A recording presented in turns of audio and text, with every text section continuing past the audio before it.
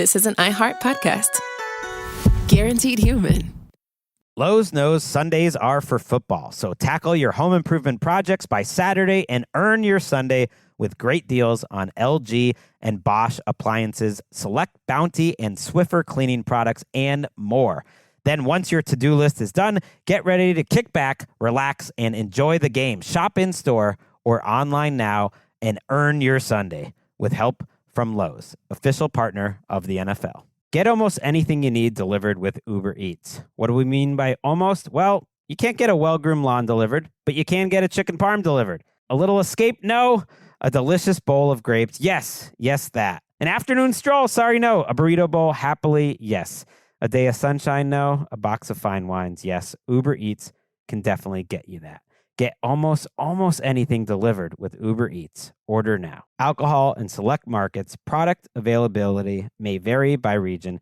See app for details. Get almost anything delivered with Uber Eats. Order now.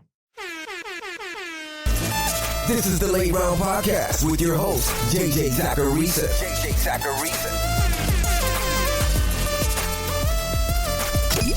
What's up, everyone? It's JJ Zacharisa in this episode 1073 of the Late Round Fantasy Football Podcast. Oh, I'm still here. Thanks for tuning in. The season's winding down. There aren't many more of these podcast episodes to do, but I'm not going away. Make sure you're keeping up to date with all things fantasy and all things late round fantasy by subscribing to the Late Round newsletter. It's free and it's nerdy, and it takes 2 seconds to sign up. Just head to lateround.com, click newsletter, and submit your email address. That's it. Then you'll be on top of all the things going on with late round fantasy football this offseason. And there's going to be a lot going on. I can promise you that.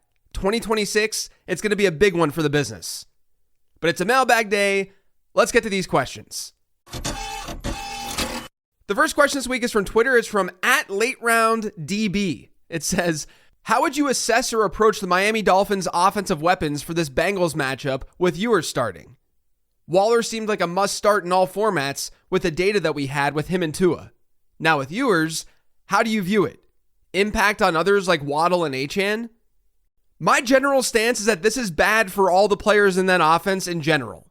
Of course, there's an outcome here where Quinn Ewers is just way better than anyone anticipated. He just surprises everyone.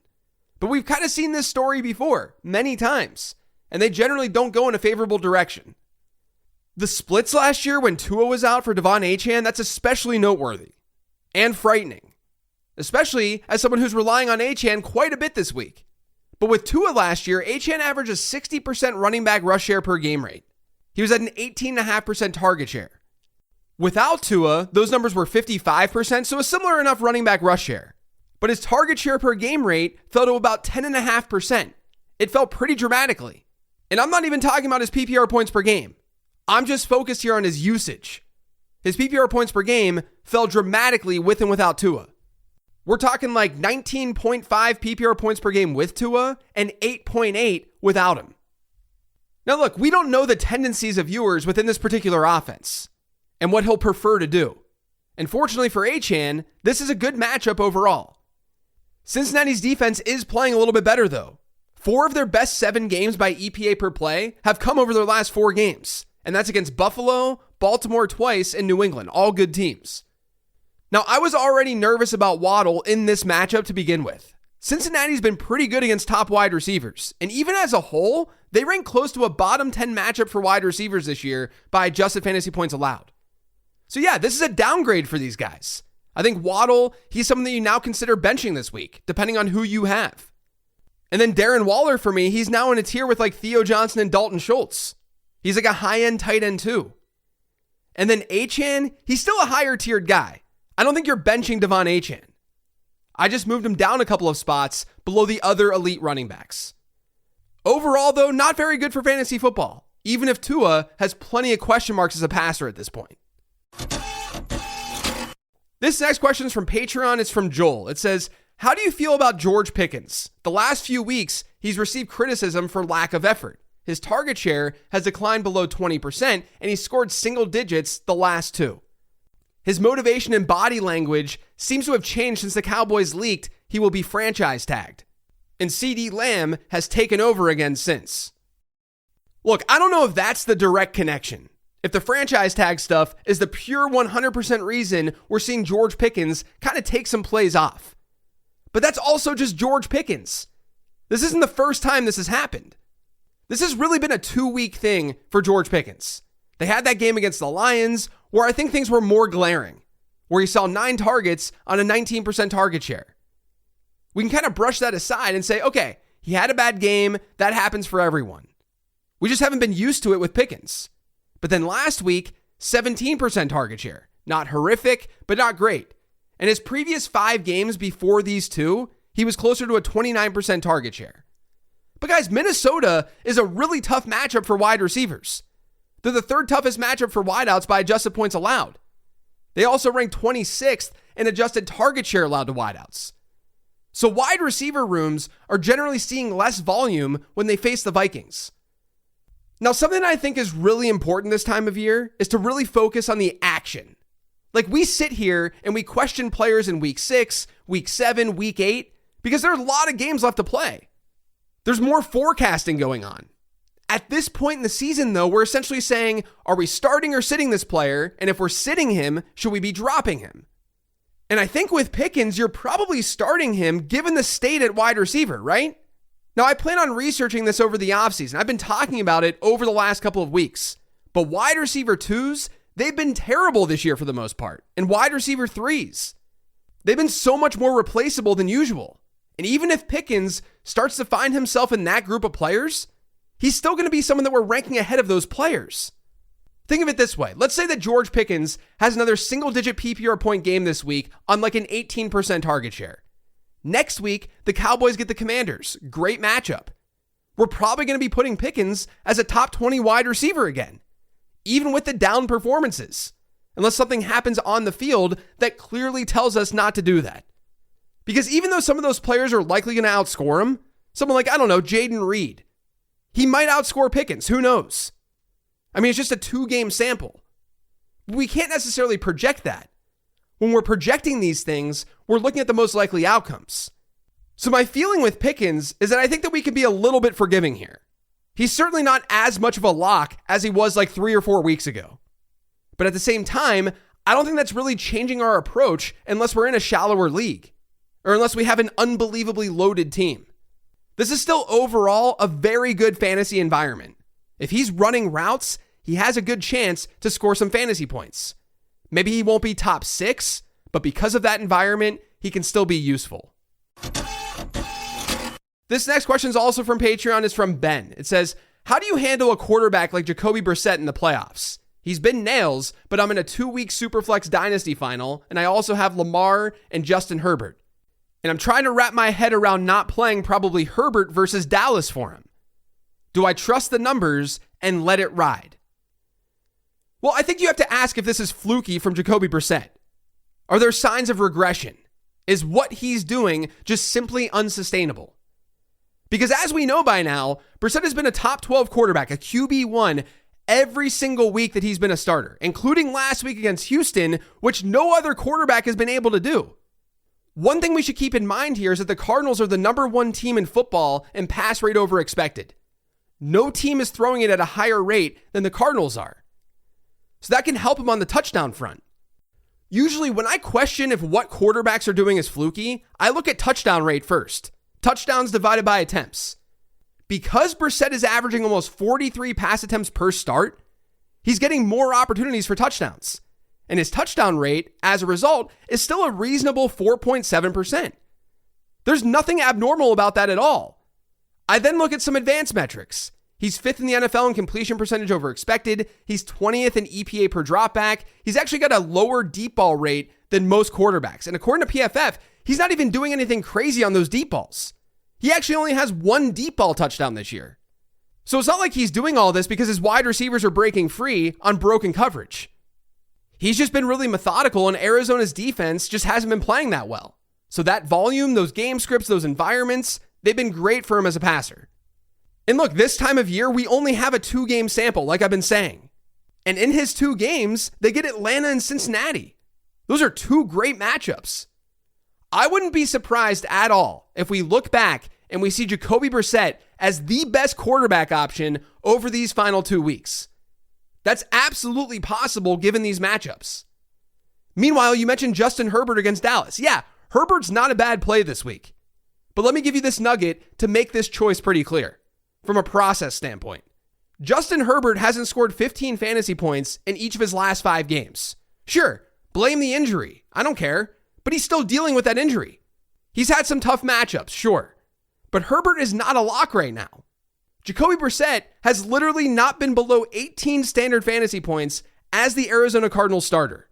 His lowest point this season has been more than 3 points higher than any of Justin Herbert's games over the last month plus. The result can be in Herbert's favor. We might see Justin Herbert rank ahead of Jacoby Brissett at the end of this week. Of course that can happen. But I feel pretty good about Jacoby Brissett, and I think others should feel good about him too. If it doesn't work out, the process definitely was not wrong, and at least you can live with that. This next question is from Patreon. It's from Matt. It says, Tampa Bay versus Carolina this weekend. Big game for both teams. Tetairoa McMillan has had about 3 bad games in a row, only getting 4 targets last week. On the other side of the field, we have Emeka Egbuka, who started off hot but has tailed off and is no longer the number 1 with Evans back on the field, but still had 7 targets last week. Looking through your rankings this week, I'm curious what your logic is on having McMillan ahead of Egbuka by a decent margin. Do you consider things like big division swinging games when thinking about your tiers and ranks for the week, or is it strictly data? My process for doing rankings is having a baseline projection that I run each week, but I don't sit and rerun projections all week long, trying to make them perfect. I'm not playing DFS with them. I'm not selling the projections. No one is looking at these projections.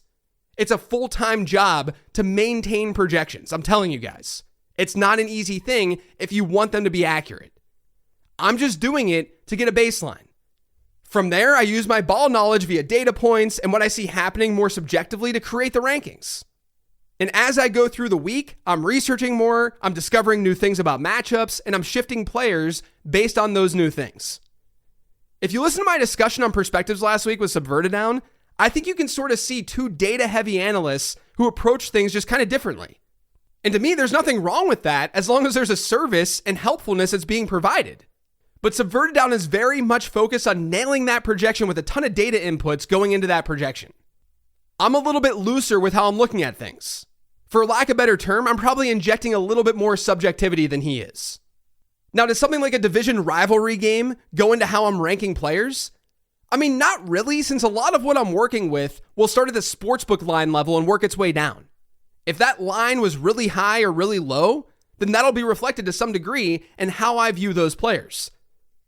Like, what information do we have about Emeka Egbuka and Tetairoa McMillan to tell us that they're going to be better because this is a big game? How is that going to actually change our approach, right? I have no idea. But to me, this is about looking at what's going on right now within those offenses. For Egbuka, we have Jalen McMillan and Mike Evans back. And like I said on the 10 Trends episode, we got a 63% route share from Egbuka last week. He just happened to see a 22% target share. He was targeted at a pretty high rate per route run. But routes run allow a player to actually see targets. He needs to be out there running on as many dropbacks as possible. If he's on the sideline, he doesn't matter. The average target share for all wide receivers who have had a route share between 60% and 70% this year is below 14%. Last week, obviously, Emeka Egbuka outperformed that. Meanwhile, Tetairoa McMillan hasn't been below a 90% route share since week 2. So if you look at the 90 to 100% range in terms of route share, that's when you get the more elite players. And that target share, it goes from below 14% to about 24%. And that's exactly why I'm focused on route participation rates alongside target share and raw targets. Now, McMillan's had a couple of mediocre outings in a row, but the Panthers also took an insanely run-heavy approach against the Rams that, oddly enough, ended up working. And then they faced New Orleans, where the Saints are one of the biggest run funnels in football. When teams face the Saints this year, they see their pass rates fall by 7 percentage points. That's the biggest drop in the league with any opponent. So I think the last couple of games for McMillan just haven't been totally normal. Tampa Bay as a matchup is the opposite. It's a pass funnel defense that typically sees opponents throw the ball more against them. At the second highest rate in the league behind only Jacksonville. versus those opponents' season-long averages. Overall, Tampa Bay is a better matchup for McMillan than Carolina is for Emeka Egbuka. McMillan's running more routes. He has a higher projected target share. And I'd argue there's just way more volatility and way more unknown with Emeka Egbuka given the wide receivers in Tampa Bay right now and what we saw last week. So that's a little bit on my process for creating rankings, what I see in these two wide receivers, and why I have McMillan ranked well above Egbuka this week. I would imagine consensus agrees that McMillan should be ranked ahead of Emeka Egbuka. But hey, these wide receivers, they're both non-elite wide receivers. They're not locks at all. So anything's possible. The last question this week is another Patreon one from John. It says, 2 Trevor Lawrence questions. Number 1, how much do you trust his recent performance with Jakobi Meyers continuing, especially with a tough matchup against Denver this week? And then number 2, bit of a game theory question, but I'm going against someone who has Meyers. What do you think about starting Lawrence as a hedge? Are there instances where it makes sense to adjust your lineup based on dependencies between players and head-to-head matchups? Okay, let's first talk about Trevor Lawrence. He's been really strong of late. Since Jakobi Meyers started getting more involved in that offense, Lawrence is averaging 23.5 standard fantasy points per game. Now, obviously that 44-point outing last week, that's skewing things a bit. But it was still solid enough at 18.3 without it. But that's the thing. 18.3, the descriptor we'd use for that is solid. It's not elite. It's not amazing. And yes, you can definitely say that taking away a performance like that is silly. It's like taking away the longest run for a running back when calculating yards per carry. I'm just giving some context outside of last week's game. As a matchup, Denver's not easy. And keep in mind, during this Trevor Lawrence stretch, he's faced mostly easier matchups, especially his last 4. He's faced Arizona, Tennessee, Indianapolis, and then the Jets. All reasonable matchups for a quarterback. Denver's a bottom 5 matchup according to adjusted fantasy points allowed. Lawrence has faced 6 teams this year that rank 25th through 32nd in adjusted points allowed to quarterbacks, meaning they're like bottom 8 matchups for quarterbacks. And for the record, Houston represents 2 of those matchups. In those games, he scored 10, 8, 26 against the Chiefs, 19, 10, and 15 standard fantasy points. That's good for a 14.7 point average. Now, I think he could be better than that this week, but I don't think he's like a must start even after last week's performance. It's a tough spot for any quarterback, and this game is in Denver. Now, to your other question, I've talked about this a lot on the show. Blocking opponents. I mentioned it last week when someone said if they should start Isaiah Likely because their opponent had Lamar Jackson. And I mentioned how that's not that good of an idea because Lamar can score points without Likely scoring points, which is what we saw. But you're approaching this from the quarterback's perspective. I do think there are instances where starting the quarterback of one of your opponent's players is an okay move. Like for instance, I'm in a league where I have Jacoby Brissett. One of my opponents has Trey McBride. I feel really good about the rest of my lineup versus the rest of his lineup. Let's say I have a decision between Drake May and Jacoby Brissett this week. And let's just pretend that I would probably start Drake May over Brissett in a normal circumstance. But it's close. Like let's say that's like 55 to 45. Well, because it's close, I might decide to just go with Brissett to mitigate some of the Trey McBride damage. Because Trey McBride is playing out of his freaking mind. He's such an important edge and such an important fantasy asset. McBride can score more points than Brissett with a big game. But at least I know that my quarterback is tied to that big game. And then obviously, if a touchdown doesn't go to McBride, my team is gaining a nice little edge. But to be clear, I'd only do something like that if number 1, it's a truly close call from a start-sit perspective. But then number 2, you're doing it with a player that's incredibly meaningful. With Jakobi Meyers, he's playing great. But this is the Broncos that we're talking about. On the projections front, he's not projected to be like a top 12 wide receiver this week. And Trevor Lawrence isn't projected to be a QB1. So there's not really a huge need to force something like that. I'd rather just play the optimal play. I would imagine your opponent has way better players this week than Jakobi Meyers. And I think in a lot of leagues, there's a chance you have a more optimal play than Trevor Lawrence this week. But as usual, your question would come down to who you're starting instead. If it truly is close, then sure, play Trevor Lawrence if you like the other matchups that you have against that team. Just please don't force it. Because when you force something like that, you start to become suboptimal. That's it for today's show, though. Thanks to all of you for listening. If you yet subscribe to the Late Round Fantasy Football Podcast, make sure you are by searching for it pretty much anywhere podcasts can be found. And don't forget to follow me on Twitter and on Blue Sky at LateRoundQB. Thanks for listening, everyone. Like I said yesterday, with the holidays next week, there's a limited podcast schedule. So this is also the last Mailbag episode of the year. It's really been a pleasure doing all the various thanks for tuning ins this year and answering your questions on this show. This is always one of my favorites to do each week. Now, I do have a Perspectives episode dropping later today. You don't want to miss that. And then I'll also be live with David Kitchen at 1 p.m. Eastern on the YouTube channel to do the Late Round Fantasy Football Show. Tune in for that. If you miss it, though, it's going to drop in the podcast feed tomorrow morning. I appreciate all of you. Thank you so much for listening. Good luck in the semifinals, and I'll catch you next week with the 15 Transaction Show.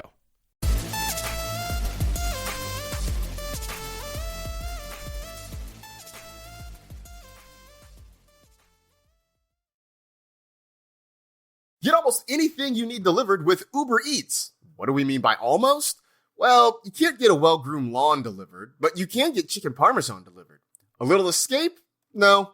A delicious bowl of grapes? Yes, that. An afternoon stroll? Sorry, no. A burrito bowl? Happily, yes. A day of sunshine? No. A box of fine wines? Yes.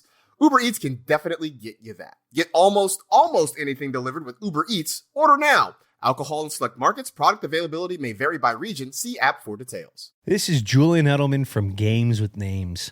As a fellow dude, do you ever get that not so fresh feeling in your butt? That's because you're probably using the dry stuff to wipe. Wet, extra large, flushable dude wipes get what toilet paper leaves behind in your behind. You wouldn't clean the tail end of your truck with dry paper towels. So why would you wipe with dry toilet paper? Wetter just cleans better. There are no more dingleberries, no more itch and irritation, just a deep, down the seam, confident clean. So don't fumble the ball with toilet paper. Stop being an a-hole to your b-hole. Drop the toilet paper. Available on Amazon and major retailers nationwide. Dude Wipes, best clean, pants down. This is an iHeart podcast. Guaranteed human.